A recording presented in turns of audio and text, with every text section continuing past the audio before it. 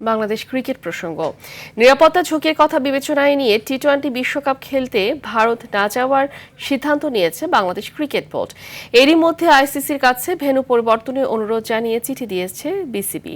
মোস্তাফিজুর রহমানকে আইপিএল থেকে বাদ দেওয়ার সিদ্ধান্তের পর নির্বাহী কমিটির জরুরি বৈঠকে এই সিদ্ধান্ত নেওয়া হয়। বিস্তারিত জানাচ্ছেন মুমসাদ দিনুরি।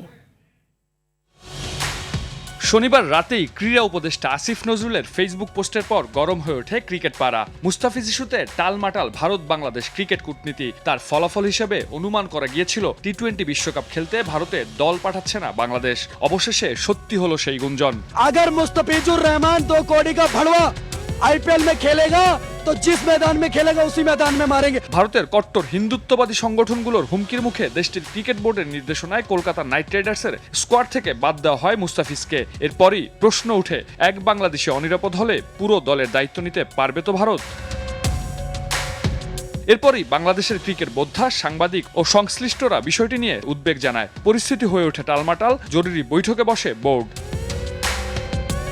এরই মধ্যে এক সংবাদ বিজ্ঞপ্তির মাধ্যমে ভারতে দল না পাঠানোর খবর জানায় বিসিবি। সাম্প্রতিক ঘটনা প্রবাহে বাংলাদেশ দলের যে নিরাপত্তা শঙ্কা দেখা দিয়েছে তার প্রেক্ষিতেই বোর্ডের এই সিদ্ধান্ত। এমন পরিস্থিতিতে বিষয়টি নিয়ে শঙ্কিত ক্রিকেট ভক্তরা।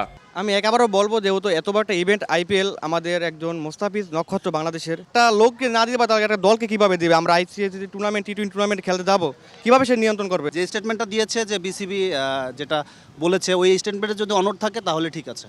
ক্রিকেটের জায়গা থাকবে, আর আমাদের পলিটিক্যাল বিষয়, রাজনৈতিক বিষয় এটা সম্পূর্ণ আলাদা থাকা উচিত। এদিকে বাংলাদেশের ম্যাচগুলো অন্য কোথাও সরিয়ে নেওয়ার ব্যাপারে ইতিমধ্যেই আইসিসিকে অনুরোধ জানিয়েছে বিসিবি। সেক্ষেত্রে লিটন মুস্তাফিজদের বিশ্বকাপের ভেন্যু হতে পারে অপর হোস্ট নেশন শ্রীলঙ্কা। এখন দেখার বিষয় ভারত বাংলাদেশ বৈরিতাকে কিভাবে সামাল দেয় ক্রিকেটের সর্বোচ্চ নিয়ন্ত্রক সংস্থা।